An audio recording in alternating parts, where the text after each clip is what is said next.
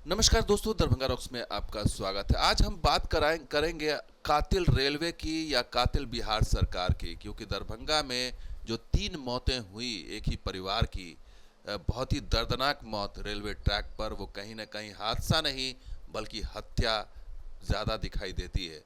वो 3 मौतें कैसे हुई हैं, और वो रेलवे फाटक न होने की वजह से हुई है, जिस रेलवे फाटक की पिछले 10 सालों से मांग की जा रही थी। आखिर उसका साइड इफ़ेक्ट नज़र आ रहा है। दरभंगा के दोनार गुमटी के पास कोलकाता हावड़ा एक्सप्रेस से कुचल करके 3 लोगों की मौत हो गई, एक ही परिवार के। और ये दरभंगा के सकतपुर थाना क्षेत्र के कवाही गांव के रहने वाली शहजादी खातून 55 साल की बुज़ुर्ग, और उसकी बहू रोशन खातून 45 साल की, और उसके 2 बच्चे इसके शिकार हुए, जिसमें से एक बच्चा तो बच गया है। और दोनों बच्चे इसमें थे, एक पुत्र सैफ बाबू और एक बेटी थी, वो इसका शिकार हुई। 3 लोग मरे हैं, एक बच्चा अभी भी ज़िंदगी और मौत से लड़ रहा है। ये दिलावरपुर बस स्टैंड में ये लोग उतर कर के ऑटो पकड़ने के लिए दोनार जा रहे थे। और आप समझिए कि हम आपको समझाएंगे कि स्थिति क्या है। ये तस्वीर बताती है कि किस तरह से दरभंगा के लोग, पूर्वी दरभंगा के लोग, जो वो जूझते हैं इस रेलवे फाटक की वजह से, और इसको क्रॉस करने के लिए शॉर्टकट रास्ता लेते हैं, क्योंकि उन्हें कहीं जाना है, जल्दी जाना है, और रेलवे फाटक बंद हो जाता है। दोहरीकरण के बाद तो स्थिति और विकराल हो गई है कि शहर के बीचों बीच से ये लाइन जा रही है।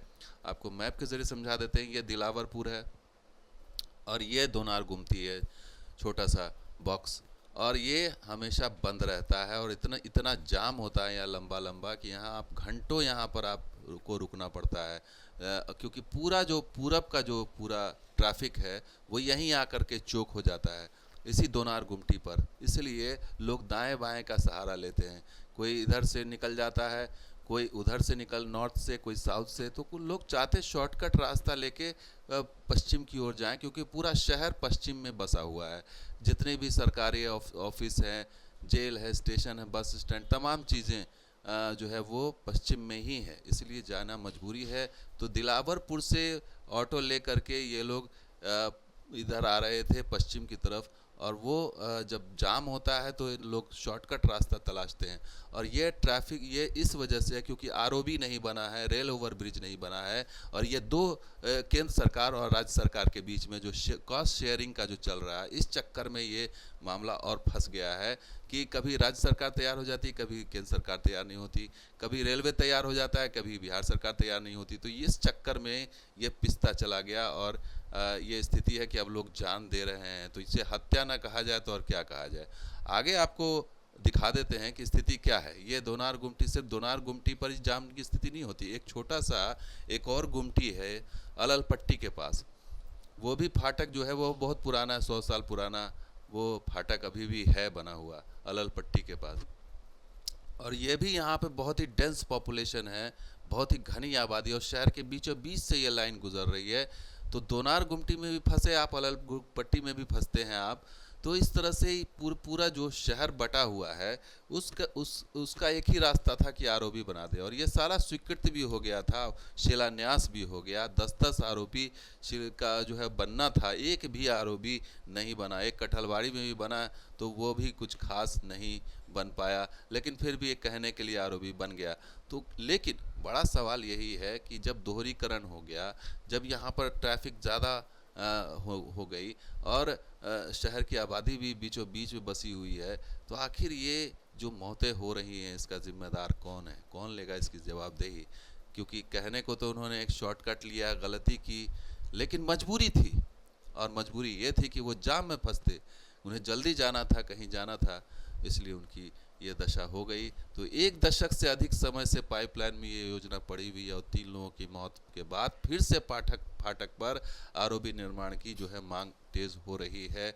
और क्यों ना हो, क्योंकि इतनी बड़ी घटना हो गई, इतनी हृदय विदारक घटना हो गई यहाँ पर, और किसी के कान पे जू नहीं रेंग रही है, न रेलवे के, न केंद्र सरकार के, न राज्य सरकार। 3-3 पार्टी इसके अंदर है, और तीनों जो है उनको कोई फिक्र नहीं, इतनी बड़ी घटना हुई।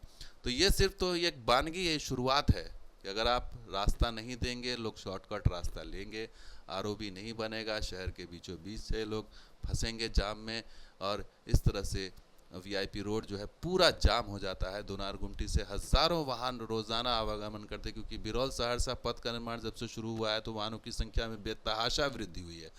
और उतना ही नहीं, दरभंगा समस्तीपुर जो रेलखंड है उसके दोहरीकरण से तो स्थिति और भयावह हो गई है। डबलिंग का जो है, क्योंकि अब ट्रेनें रुकती नहीं हैं, अब ट्रेन क्रॉसिंग है नहीं, तो जो है यहाँ से धड़ाधड़ ट्रेनें पास होती हैं। अब एक और मैप से समझिए कि स्थिति क्या है। मैप ये है कि शहर को किस तरह से इस रेलवे लाइन ने बांट दिया है। ये रेलवे फाटक आप बीच में 4 देख रहे हैं, ये 4 नहीं 10 हैं, और पूरा पूरा जो पूरब और पश्चिम इस लाइन ने बांट दिया है शहर को, और जितना भी पूरब से ट्रैफिक है वो यहीं आके चौक हो जाता है।